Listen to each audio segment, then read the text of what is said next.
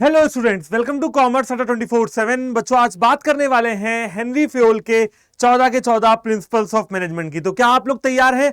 फटाफट से क्या करना है, आपको अपनी कॉपी पेन निकाल लेना है, कान में ईयरफोन लगा लेना है, फोन में चार्जर लगा लेना है एंड आ जाना है मेरे साथ। आज के इस पूरे सेशन को कंटिन्यूअसली देखना है, बिना रुके बिना थके। आज हम लोग जानेंगे भाई 14 के 14 प्रिंसिपल्स जो कि हेनरी फ्योल ने दिए थे। आपके सामने हेनरी फ्योल की तस्वीर भी है। अच्छा, अब ये जो चैप्टर चल रहा है हमारा, ये चल रहा है आपका सेकंड चैप्टर। और सेकंड चैप्टर बेटा बोर्ड्स के लिए बहुत ज्यादा इंपॉर्टेंट है, क्योंकि आप ये समझो कि अगर 14 के 14 प्रिंसिपल ऑफ मैनेजमेंट लिखने के लिए आ जाते हैं तो वो क्वेश्चन 6 नंबर का बनता है। ठीक है, अब भैया 6 नंबर के क्वेश्चन इंपॉर्टेंट नहीं होंगे तो फिर कौन से क्वेश्चन इंपॉर्टेंट होंगे? 6 नंबर की केस स्टडीज में हो सकता है आपसे 4 से 5 या हो सकता है 6 प्रिंसिपल ऑफ मैनेजमेंट पूछ लिए जाएं। बट केस स्टडीज को सॉल्व करने से पहले आपको क्या करना पड़ेगा? प्रिंसिपल ऑफ मैनेजमेंट की कंसेप्चुअल नॉलेज लेनी पड़ेगी। तो भैया हेनरी फ्योल के 14 प्रिंसिपल समझने बहुत ज्यादा जरूरी है, क्योंकि केस स्टडी भी तभी सॉल्व होगी जब आपके कंसेप्ट क्लियर रहेंगे, जब आपको पता होगा कि भैया कौन से प्रिंसिपल में क्या कहा गया है और उसके क्या फायदे या नुकसान है। तो सबसे पहले बेटा बात करते हैं हेनरी फ्योल जी के बारे में। वो उनकी जवानी की तस्वीर थी, ये इनके बुढ़ापे की तस्वीर है जो आप यहां पे देख सकते हैं। हेनरी फ्योल 1841 में पैदा हुए थे, 1925 में इनकी मृत्यु हो गई। इसी के साथ हेनरी फ्योल फ्रांस के एक जाने माने इंडस्ट्रियलिस्ट भी थे। इन्होंने अपनी एक किताब लिखी थी, जनरल एंड इंडस्ट्रियल मैनेजमेंट। ठीक है, हेनरी फ्योल के बारे में दोबारा रिपीट कर दे रहा हूं। 1841 में पैदा हुए थे, 1925 में मृत्यु हुई है। फ्रांस के फेमस जाने माने इंडस्ट्रियलिस्ट थे। इन्होंने अपनी किताब जनरल एंड इंडस्ट्रियल मैनेजमेंट के अंदर 14 प्रिंसिपल्स ऑफ मैनेजमेंट दिए थे। अच्छा, इन्होंने मैनेजमेंट के प्रिंसिपल देते समय, अब यहां पे सबसे पहले आपको यह देखना है कि भाई एक ऐसा इंसान जो कि पेशे से क्या है, वो बाय प्रोफेशन क्या है, बाय ऑक्यूपेशन क्या है, वो एक इंडस्ट्रियलिस्ट है। इंडस्ट्रियलिस्ट मतलब कि भैया वो उसकी बहुत सारी इंडस्ट्रीज होंगी फ्रांस के अंदर। अब हेनरी फ्योल ने इंडस्ट्रीज को मैनेज करना शुरू किया होगा एंड मैनेज करते करते करते वो एक कंक्लूजन पे आके पहुंचे होंगे कि यार कोई कुछ तो ऐसे प्रिंसिपल्स होने चाहिए, कुछ तो ऐसी चीजें होनी चाहिए, सिद्धांत होने चाहिए जिनके बेसिस पे हम अपने बिहेवियर को गाइड कर सके, आगे आने वाली जो पीढ़ी के मैनेजर्स हैं वो अपने बिहेवियर को गाइड कर सके एंड अपनी ऑर्गेनाइजेशन को ऊंचाइयों पर ले जा सके। तो इन्होंने अपने 14 प्रिंसिपल ऑफ मैनेजमेंट दिए होंगे। इन प्रिंसिपल्स को हम लोग फंडामेंटल प्रिंसिपल भी कहते हैं, फंडामेंटल या जनरल प्रिंसिपल। क्यों? क्योंकि बेटा ये सिर्फ और सिर्फ एक जनरल गाइडलाइंस है एंड नथिंग एल्स। इसी बात के सपोर्ट में हेनरी फ्योल ने भी दो बातें कही। पहली बात, इन्होंने कहा कि मेरे जो प्रिंसिपल ऑफ मैनेजमेंट है ना, वो लंबे लंबे नहीं है, वो लॉन्ग नहीं है, वो सजेस्टिव इन नेचर है। मैं आपको सिर्फ सजेशन दे रहा हूं, बाकी मानना ना मानना आपकी मर्जी है। ऐसा हेनरी फ्योल ने कहा कि भैया मैं कौन होता हूं आपको बताने वाला, मैं सिर्फ सजेशन दे रहा हूं। मेरे जो प्रिंसिपल ऑफ मैनेजमेंट है ये सिर्फ सजेस्टिव इन नेचर है, बाकी मानना ना मानना आपकी मर्जी है। पहली बात तो इन्होंने ये कही। दूसरी बात इन्होंने ये कही कि जो मेरे प्रिंसिपल ऑफ मैनेजमेंट है ना, ये बेटा ये जो है रिजिड नहीं है, ये फिक्स्ड नहीं है, ये फ्लेक्सिबल है। इसका मतलब क्या है कि भैया समय के हिसाब से, परिस्थितियों के हिसाब से, है ना, और परिवर्तन के हिसाब से, चेंज के हिसाब से आप अपने प्रिंसिपल ऑफ मैनेजमेंट को अपने अकॉर्डिंग अप्लाई कर सकते हो। ठीक है, मतलब changes can be made in principles of management when the change is needed. In the case of the need, the principle of management should be flexible. Principal of management flexible होने चाहिए and not rigid. भैया flexible मतलब जो हमेशा change हो सके, और rigid मतलब जो चेंज ना हो सके। तो हेनरी फ्योल ने कहा कि मेरे जो प्रिंसिपल ऑफ मैनेजमेंट है ये फ्लेक्सिबल है, रिजिड नहीं है, ताकि कभी भी उनके अंदर चेंज लाया जा सके जब भी जरूरत हो। Changes can be made in them in case of any need. ठीक है, तो भैया दो बातें पता लगती है। सबसे पहली बात हमको ये पता लगती है कि हेनरी फ्योल कह रहे हैं कि जो मेरे 14 प्रिंसिपल ऑफ मैनेजमेंट है ये लंबे नहीं है, सिर्फ सजेशन दे रहा हूं मैं। तुम्हारा मन हो मानो, तुम्हारा मन हो ना मानो, मानोगे तो तुम्हारा भला होगा, नुकसान कोई नहीं है। इन्होंने कहा कि मेरे जो प्रिंसिपल ऑफ मैनेजमेंट है ये होम्योपैथिक की दवाइयों जैसे हैं, है ना, अगर खाए तो फायदा होगा, नुकसान कोई नहीं होगा, और नहीं खाया तो ना फायदा होगा ना नुकसान होगा, हो सकता है नुकसान जरूर हो जाए।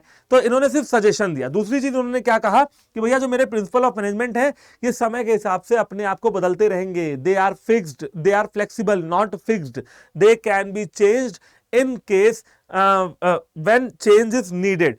उसके अलावा हेनरी फ्योल ने क्या कहा कि भैया मेरे प्रिंसिपल ऑफ मैनेजमेंट का नाम क्या होगा, फंडामेंटल प्रिंसिपल ऑफ मैनेजमेंट या फिर जनरल प्रिंसिपल ऑफ मैनेजमेंट। वहीं अगर आप आगे चलेंगे वीडियोस में तो आपको दिख जाएगी, इसके बाद जो आने वाली वीडियोस है उसमें एफडब्ल्यू टेलर के बारे में बताऊंगा।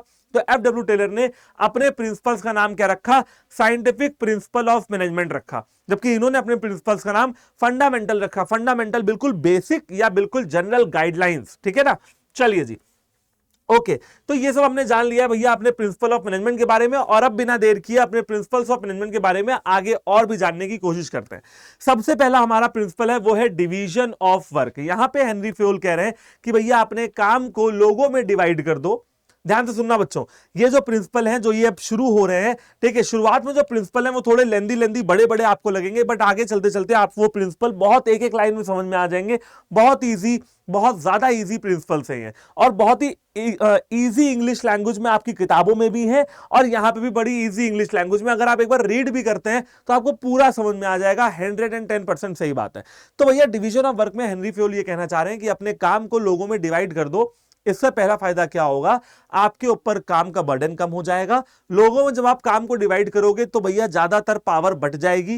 तीसरा फायदा इन्होंने बताया कि अगर लोग अपने मनपसंद काम को करेंगे तो वो उसको जब बार बार करेंगे तो स्पेशलाइजेशन हो जाएगी उनकी एक पर्टिकुलर काम में। चौथा इन्होंने बताया कि मल्टीटास्किंग नहीं करना चाहिए, सिर्फ और सिर्फ स्पेशलाइजेशन पे बिलीव करते थे ये, है ना। और पांचवा इन्होंने क्या फायदा बताया कि भैया एक बात और, कि जब आप लंबे समय तक करते रहेंगे तो आप उसमें मतलब एकदम परफेक्ट हो जाएंगे एंड अपने टास्क को बहुत ज्यादा इफेक्टिवली और एफिशिएंटली करने लगेंगे। तो डिवीजन ऑफ वर्क में हेनरी फ्योल क्या कह रहे हैं कि अपने काम को बहुत से लोगों में डिवाइड कर दो ताकि आपका वर्कलोड कम हो और बाकी लोग भी अच्छा कर सके, स्पेशलाइज्ड हो सके, स्किल्ड हो सके। जैसा कि एक बात बताओ बच्चों, आप एक खुद एक बात सोचो कि भैया जो छात्र एमबीबीएस की पढ़ाई करता है, यानी कि डॉक्टरी की पढ़ाई करता है, ठीक है, अब एमबीबीएस की पढ़ाई करने वाला जो छात्र है, जो एमबीबीएस की पढ़ाई कर रहा है, वो डॉक्टर बनेगा।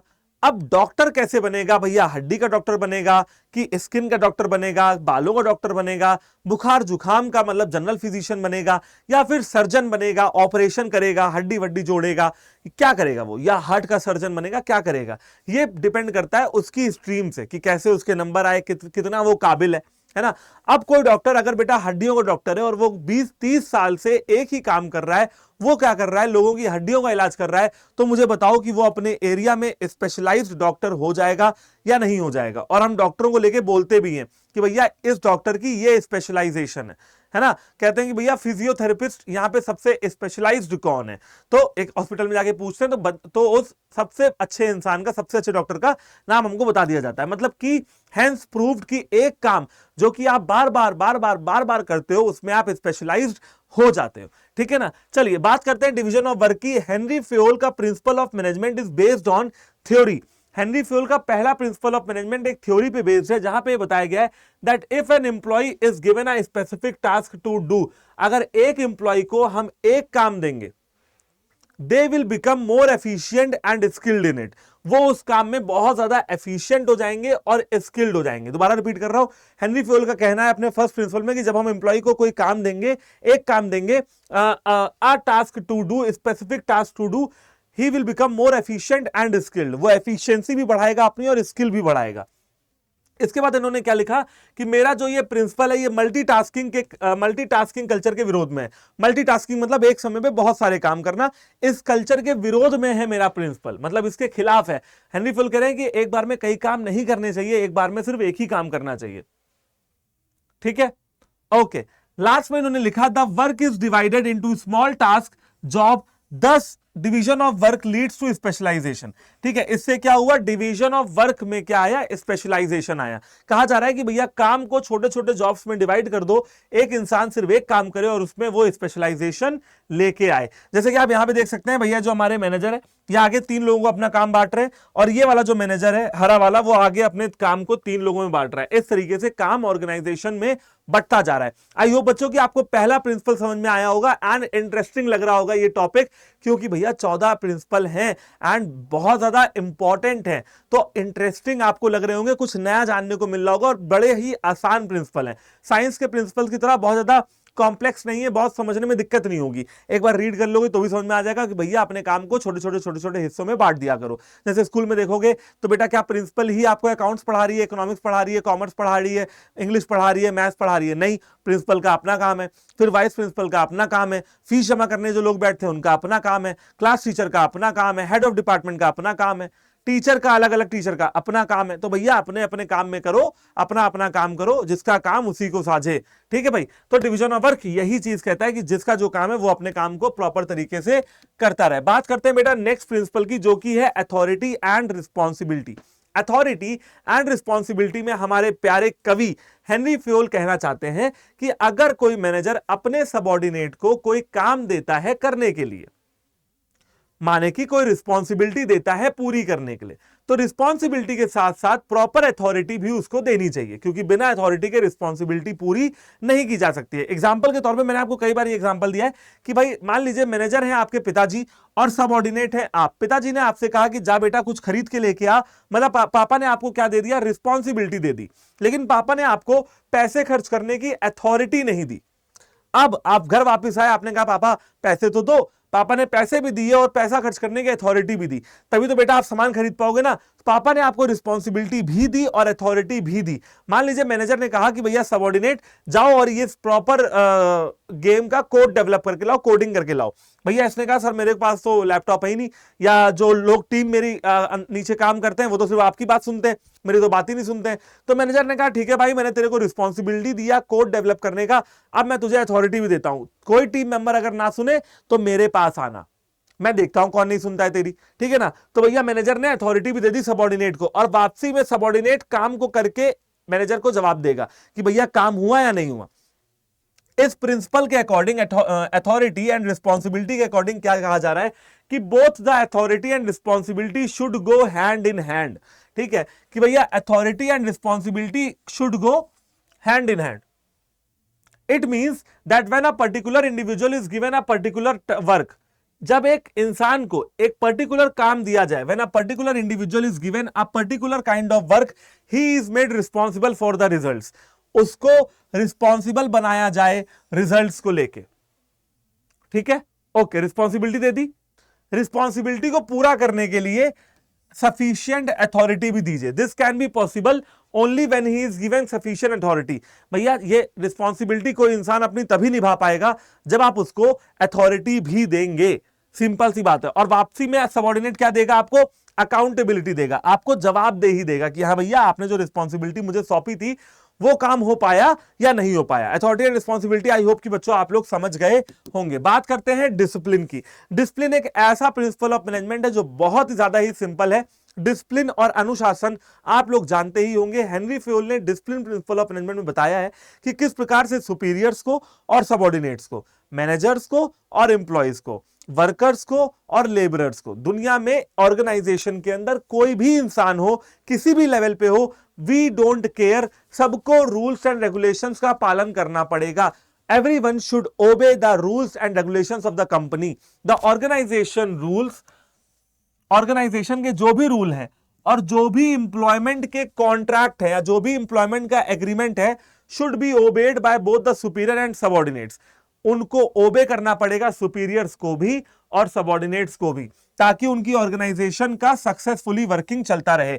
यानी कि डिसिप्लिन देखने का काम किसका होगा, आपके जो भी मतलब एक डिसिप्लिनेरियन क्रिएट किया जाएगा वो ये चेक करेगा कि भैया सारे लोग डिसिप्लिन में काम कर रहे हैं या नहीं कर रहे हैं। जैसा कि आप स्कूल में देखते हो, भाई आपके स्कूल आने का, जाने का, टीचर के आने का, जाने का, लंच करने का, पानी पीने का, कंप्यूटर लैब जाने का, जीरो या फ्री पीरियड होने का, गेम्स पीरियड होने का, हर चीज का टाइम ऑलरेडी फिक्स है। Everyone is in discipline. आपकी टीचर भी टाइम से आती है, आप भी टाइम से पहुंचते हो, तभी जाके पढ़ाई अच्छे से हो पाती है। 60-70 बच्चे एक साथ बैठ के स्कूल के अंदर पढ़ पाते हैं। तो भैया डिसिप्लिन लागू करवाना हेनरी फ्योल ने कहा कि बहुत ज्यादा जरूरी है।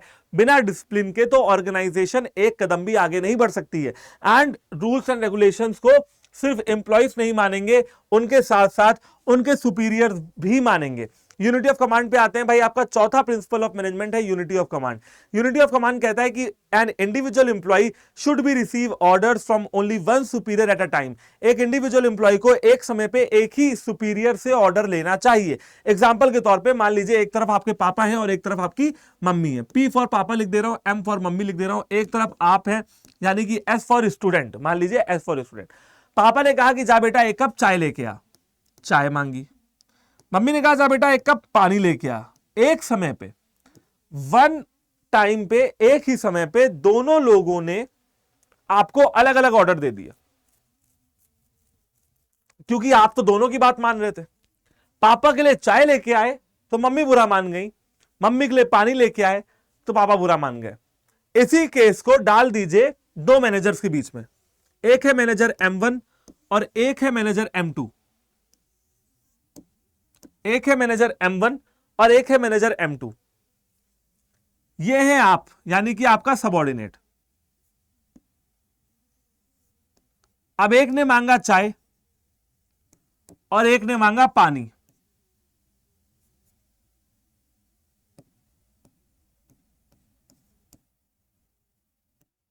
अब अगर आप चाय लेके आओगे, अगर चाय लेके आओगे तो M2 वाला बुरा मान जाएगा, और अगर पानी लेके आओगे तो M1 वाला बुरा मान जाएगा। कहने का मतलब है कि एक टाइम पे एक ही इंसान ऑर्डर दे। यहां पे एक इंसान को एक ही टाइम पे दो लोग ऑर्डर दे रहे थे, और यही नुकसान की बात थी, ठीक है ना। यही क्या थी, नुकसान की बात थी। According to this principle of unity of command, ये क्या हो गया बोर्ड को, हाँ भाई, according to this principle of unity of command, देखो चल ही नहीं रहा है, चल जा भाई। हाँ भाई, according to this principle the unity of command an individual employee should be receive orders from only one superior at a time and the employee should be answerable only to that superior. एक ही superior से order लेगा और एक ही superior को accountable भी होगा। जैसा कि आप यहां पे देख सकते हैं बेटा कि यहां पे एक ऑर्डर देने वाला है, बाकी एक इंसान लेने वाला है, ये दूसरा है, ये तीसरा है। मतलब भाई तीन टीम मेंबर हैं, वो एक ही सुपीरियर से ऑर्डर ले रहे हैं। लेकिन खिचड़ी तब पकेगी जब हो जाएंगे दो सुपीरियर, कि भैया ये वाला और ये दोनों कौन है, मैनेजर है, और ये तीन कौन है, सबऑर्डिनेट है। अब मान लीजिए मैनेजर को रख देते हैं M1 और इस मैनेजर को रखते हैं M2, सबऑर्डिनेट 1 S1 S2 और S3। अब देखो S1 इससे भी ऑर्डर लेगा, इससे भी ऑर्डर लेगा, दो से ऑर्डर हो रहा है। मतलब ये नहीं होना चाहिए, this is the wrong approach, this was the right approach. ये भी इससे ऑर्डर ले रहा है, ये भी उससे ऑर्डर ले रहा है, और ये भी उससे ऑर्डर ले रहा है, ये भी उससे ऑर्डर ले रहा है। पक गई खिचड़ी, कोई किसी से ऑर्डर नहीं ले पाएगा, कोई किसी का काम नहीं कर पाएगा। यूनिटी ऑफ कमांड का प्रिंसिपल ये कहता है कि एक समय पे एक सबऑर्डिनेट को एक ही सुपीरियर ऑर्डर दे, और वो सबऑर्डिनेट सिर्फ एक ही सुपीरियर को अकाउंटेबल रहे। चलिए भाई, बात करते हैं अपने नेक्स्ट प्रिंसिपल की, जो कि है यूनिटी ऑफ डायरेक्शन। यहां पे हेनरी फ्यूल कहना चाहते हैं कि भैया एक प्लान जो एक समय पे हो रहा हो, जिसमें ऑर्गेनाइजेशनल ऑब्जेक्टिव अचीव करने की बात कही जा रही हो, और जिसमें बहुत सारे लोग हों, उनका हेड जो है एक ही होना चाहिए, उनका मालिक एक ही होना चाहिए। ठीक है, आपको क्या आप कहोगे सर ये तो कुछ कुछ यूनिटी ऑफ कमांड की तरह है। नहीं बेटा, यूनिटी ऑफ कमांड में सुपीरियर और मैनेजर की बात हो रही थी, यहां पे सुपीरियर या मैनेजर एक ही हो इसकी बात हो रही थी। यहां पे कहा जा रहा है कि there should be one head for one plan. एक प्लान के लिए एक हेड होना चाहिए फॉर ग्रुप ऑफ एक्टिविटीज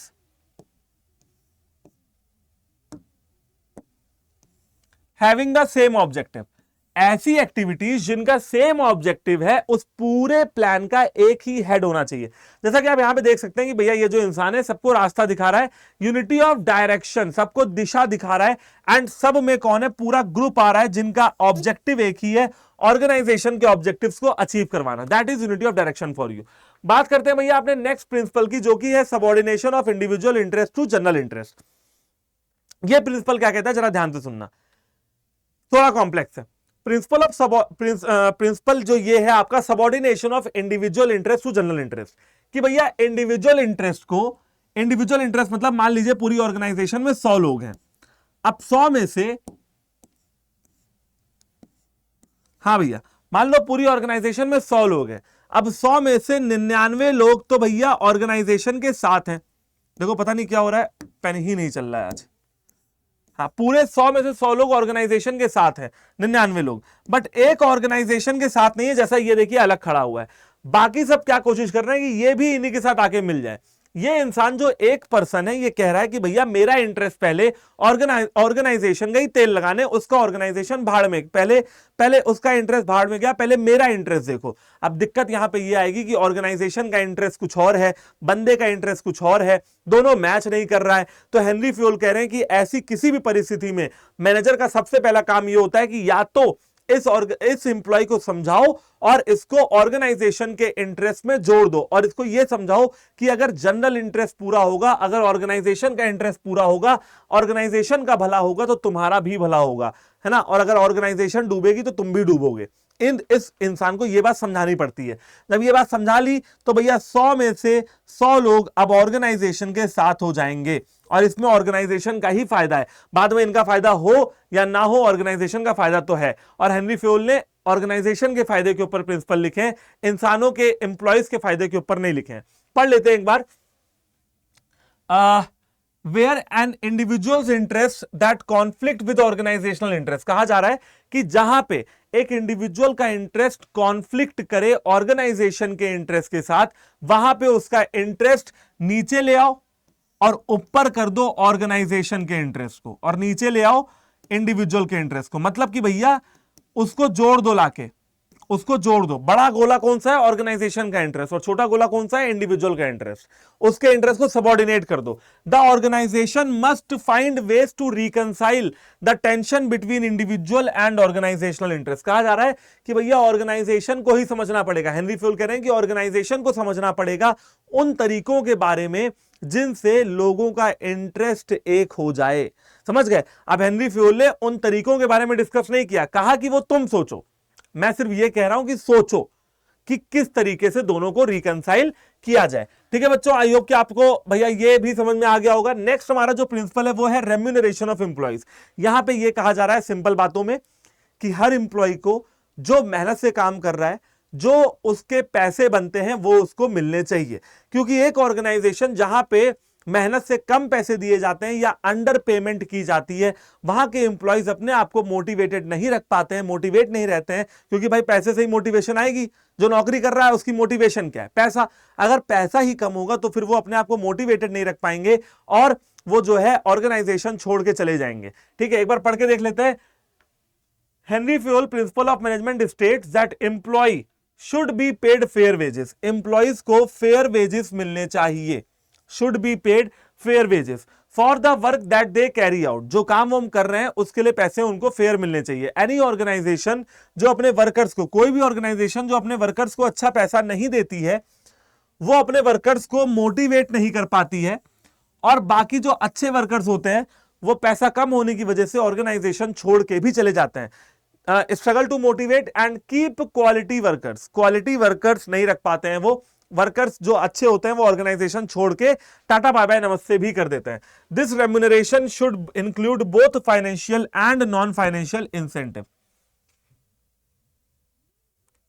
बेटा क्या कहा जा रहा है कि ये जो रेम्यूनरेशन की बात हो रही है यहां पे, उसमें फाइनेंशियल इंसेंटिव और नॉन फाइनेंशियल इंसेंटिव दोनों ही जुड़े होने चाहिए। फाइनेंशियल इंसेंटिव जैसे बोले तो बेटा पैसा, सैलरी, बोनस, और नॉन फाइनेंशियल इंसेंटिव मतलब कि भैया छुट्टियां दे देना, ठीक है, या रिवॉर्ड, तालियां बजा देना, अप्रेजल दे देना, ये सारी चीजें आ जाती है नॉन फाइनेंशियल बेनिफिट में। बात करते हैं भैया नेक्स्ट प्रिंसिपल की, जो कि है सेंट्रलाइजेशन एंड डिसेंट्रलाइजेशन। दो डायग्राम बनाऊंगा, पूरी बात समझ में आ जाएगी।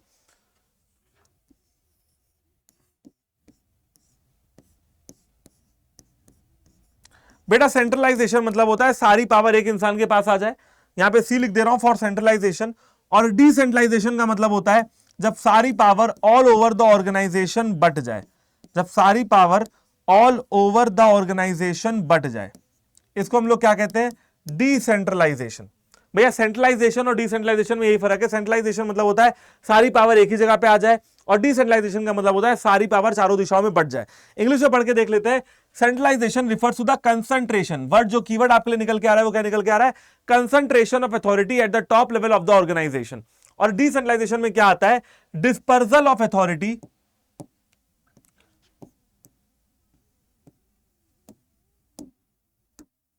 हाँ, dispersal of authority throughout the organization. यहां पे अथॉरिटी को बांटने की बात कही जा रही है। देखो कंसंट्रेशन मतलब एक ही जगह पे आ जाना, डिस्पर्सल मतलब बांट देना, organization it refers to a systematic effort to delegate to the lowest level तक। ऑर्गेनाइजेशन में जो बिल्कुल नीचे वाले लेवल होंगे ना, आपने लेवल ऑफ मैनेजमेंट पढ़ ही रखा है, जो बिल्कुल नीचे वाले लेवल होंगे ना, उन तक अपनी पावर्स को डिस्ट्रीब्यूट कर देना, that is called as decentralisation.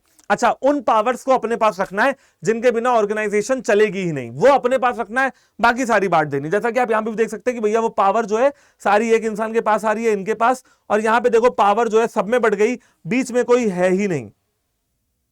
समझ गए? तो ये हो जाता है सेंट्रलाइजेशन एंड डिसेंट्रलाइजेशन। ये हो गया आपका नेक्स्ट प्रिंसिपल। इसके बाद वाला जो प्रिंसिपल है ये भी काफी ज्यादा इंटरेस्टिंग है एंड थोड़ा सा कॉम्प्लेक्स है।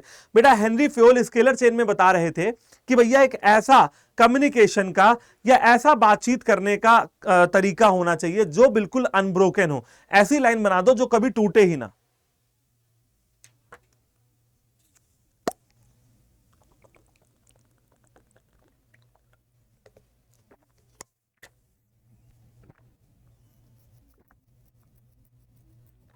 ठीक है जी। तो भैया यहां पे हेनरी फ्योल ये कह रहे हैं कि एक ऐसी लाइन को एस्टैब्लिश करो जो अनब्रोकन हो, जो कभी टूटे ना, और काहे की लाइन हो, अथॉरिटी की लाइन हो, जहां पे हाईएस्ट लेवल ऑफ मैनेजमेंट भी हो और लोवेस्ट लेवल मैनेजमेंट भी हो। लोवेस्ट लेवल मैनेजमेंट को अगर अपनी कोई बात बतानी है तो वो हाईएस्ट तक पहुंचा सके, और हाईएस्ट लेवल मैनेजमेंट तक अपनी बात कोई लोअर लेवल तक पहुंचानी है तो वो पहुंचा सके। ठीक है, यहां पे इस पूरी लाइन में जो मैनेजर होता है वो या तो कोई भी इंसान, मैनेजर नहीं, कोई भी इंसान एक ऑर्गेनाइजेशन में जो होता है वो या तो अपने से एक ऊपर वाले से बात कर सकता है, ऊपर वाले लेवल से बात कर सकता है, या अपने से एक लोअर वाले से बात कर सकता है, और किसी से नहीं कर सकता। जैसे मान लीजिए मैं हूं, तो मैं या तो अपने मैनेजर सर से बात कर सकता हूं, या तो अपने नीचे काम करने वाले जो मेरे से कम लेवल वाले लोग हैं उनसे बात कर सकता हूं, और किसी से बात नहीं कर सकता हूं। ठीक है, समझ गए? या और किसी को कमांड नहीं दे सकता हूं, ऐसा मैं नहीं कह रहा हूं, ऐसा हेनरी फ्यूल कह रहे हैं। पहले तो पढ़ के देखते हैं, फिर इस डायग्राम को समझते हैं कि क्या कहा जा रहा है। दोनों बातें करके देख लेते हैं। ठीक है जी, चलिए बातें दोनों करके देख लेंगे, कोई दिक्कत नहीं है। Establishing and unbroken line of authority from the highest levels of management on down. Highest level of management पे जो लोग बैठे हैं वो नीचे वालों से कैसे बात करेंगे, ये अनब्रोकन लाइन ऑफ अथॉरिटी बनानी होती है। In this model the person at each management level communicate with only those directly above and below. बेटा एक जो बंदा इस पूरे डायग्राम में आपको दिख रहा है, कौन दिख रहा है भी बताता हूं। जो भी कोई दिख रहा है वो या तो अपने एक ऊपर वाले लेवल से आदमी से बात कर पाएगा, या तो अपने से नीचे एक लेवल पे बात कर पाएगा। The system can be circumvented. अच्छा, इस सिस्टम को भंग किया जा सकता है जब कभी भी इमरजेंसी का केस हो या ऑपरेशनल एफिशिएंसी का केस हो। मतलब कोई भी किसी से बात कर सकता है, उसे हम लोग कहते हैं गैंग प्लैंक। अब ये पूरा डायग्राम आपको समझाता हूं, जरा ध्यान से सुनिएगा। देखो ये बी है, ये बी दिख रहा है। अब बी को इजाजत है या तो वो ए से बात कर सकता है, और या तो बी हमारा प्यारा सी से बात कर सकता है, और बी किसी से बात नहीं कर सकता। या तो ए से करेगा अपने एक ऊपर वाले से, और या तो सी से करेगा अपने एक नीचे वाले से। अब हुआ क्या कि भैया ऐसी कोई परिस्थिति आ गई जहां पे डी को अपनी बात जी तक पहुंचानी थी, तो क्योंकि डी तो किसी और से बात कर ही नहीं सकता है, डी के नीचे भी कोई नहीं है, तो डी किससे बात कर सकता है, सी से। तो डी ने अपनी बात सी तक पहुंचा दी। ठीक है भैया, हाँ, डी ने अपनी बात सी तक पहुंचा दी। सी या तो डी से बात कर सकता था या तो बी से बात कर सकता था। तो डी ने बात पहुंचाई थी, तो सी ने अपनी बात बी तक पहुंचाई, बी ने अपनी बात ए तक पहुंचाई, क्योंकि एक ही लेवल ऊपर तक हम बात कर सकते हैं। ए ने अपनी बात ई तक पहुंचाई, ई ने एफ तक, और फिर एफ ने जी तक पहुंचाई। मतलब जो डी ने कहा था वो घूम घूम घूम घूम घूम करके, घूम फिर के कहां गया, जी के पास गया। लेकिन अब आप समझ गए होंगे कि सर ये तो बड़ा चोचला है, बड़ी नौटंकी है। अगर इमरजेंसी का केस होगा तो यही करते रहेंगे, वो उन तक पहुंचाएगा, वो उन तक पहुंचाएगा। नहीं, उस केस में डी डायरेक्टली जी से बात कर सकता है, but that is known as gang plank. और ये कभी कभी होगा सिर्फ इमरजेंसी के केस में और ऑपरेशनल एफिशिएंसी के केस में। ठीक है, जहां पे ऑपरेशनल एफिशिएंसी की बात हो वहां पे ऐसा करा जा सकता है, और इमरजेंसी में ऐसा किया जा सकता है। चलिए भाई बात करते हैं अपने नेक्स्ट प्रिंसिपल की, जो कि है ऑर्डर। ऑर्डर में हेनरी फ्योल ये कहना चाहते हैं कि एक ऑर्गेनाइजेशन में हर काम ऑर्डरली होना चाहिए, हर चीज ऑर्गेनाइज्ड वे में होनी चाहिए, एक अच्छा वर्क कल्चर होना चाहिए, एक फेवरेबल वर्क कल्चर होना चाहिए, जहां पे सब सामान कहां पे कौन सी जगह पे रखा हुआ है वो सब हमको पता हो, कौन सा इंसान कहां बैठेगा, कहां उठेगा, किसको रिपोर्ट करेगा, कहां जाएगा, प्रोडक्शन एक्टिविटी कैसे करेगा, कितने बजे आएगा। Everything should be in a well defined order. A company should maintain a well defined order to have a favourable work culture, ताकि फेवरेबल वर्क कल्चर बन पाए। The positive atmosphere in the work place will boost more positive productivity. अगर आपका atmosphere positive होगा तो आपकी productivity भी बढ़ेगी। हेनरी फ्यूल ऐसा कह रहे हैं कि भैया ऑर्गेनाइजेशन में हर काम, हर एक्टिविटी, हर प्रोडक्शन एक्टिविटी अपने ऑर्डर में चले, ऑर्डर में चलेगी तो अच्छा होगा। ठीक है, चलो भाई नेक्स्ट प्रिंसिपल की ओर बढ़ते हैं। नेक्स्ट प्रिंसिपल हमारा है इक्विटी। इक्विटी में हेनरी फ्यूल ये कहना चाहते हैं कि भैया जो भी लोग ऑर्गेनाइजेशन को मैनेज करते हैं वो किसी भी इंप्लॉय में किसी भी तरीके का कोई डिस्क्रिमिनेशन ना करें, और इसी के साथ साथ सबको इक्वालिटी और रिस्पेक्टफुली ट्रीट करें। रिस्पेक्ट से, इज्जत से सबसे बात करें, किसी को डिसरिस्पेक्ट ना करें और कोई भी डिस्क्रिमिनेशन ना करें। जैसा हमारा भारत का संविधान भी कहता है कि भारत के जो लोग हैं, ठीक है, वो आपस में क्या है, वो आपस में इक्वल है on the basis of religion, caste, creed, sex, race, है ना। इन सभी के बेसिस पे हमको अलग अलग नहीं किया जाना चाहिए, हम सब भारतीय एक हैं। उसी के तर्ज पे हेनरी फ्यूल ने भी कहा है कि भैया ये जो हमारा जो प्रिंसिपल है ये कह रहा है कि एक मैनेजर को कभी भी अपने एम्प्लॉइज में डिस्क्रिमिनेशन नहीं करना चाहिए। All employees should be treated equally and respectfully. It's the responsibility of a manager that no employees face discrimination. ये एक मैनेजर की रिस्पॉन्सिबिलिटी बनती है कि किसी भी एम्प्लॉय को किसी भी तरीके का डिस्क्रिमिनेशन ना फेस करना पड़े, सबको इक्वली ट्रीट किया जाए और रिस्पेक्टफुली ट्रीट किया जाए, इज्जत के साथ ट्रीट किया जाए। नेक्स्ट प्रिंसिपल क्या है बेटा, stability of personal. Stability of personal मतलब ये होता है कि जो लोग हमारे ऑर्गेनाइजेशन में आए वो लंबे समय तक हमारे ऑर्गेनाइजेशन के साथ बने रहें। समझ रहे हो, वो क्या करें, वो लंबे समय तक हमारी ऑर्गेनाइजेशन के साथ बने रहें, लंबे समय तक, जितना लंबा हो सके उतना हमारी ऑर्गेनाइजेशन का साथ दें। ये तभी हो पाएगा जब लोगों को अपनी जॉब सिक्योरिटी की फीलिंग आएगी, जब लोग अपनी जॉब में सिक्योर फील करेंगे। तो मैनेजमेंट की ये ड्यूटी बनती है कि लोगों को वो जॉब सिक्योरिटी की फीलिंग दें, ताकि लोगों को लगे कि हाँ भाई इसी ऑर्गेनाइजेशन में मेरा भविष्य है, मेरा फ्यूचर है, और वो इस ऑर्गेनाइजेशन में काम करते रहें।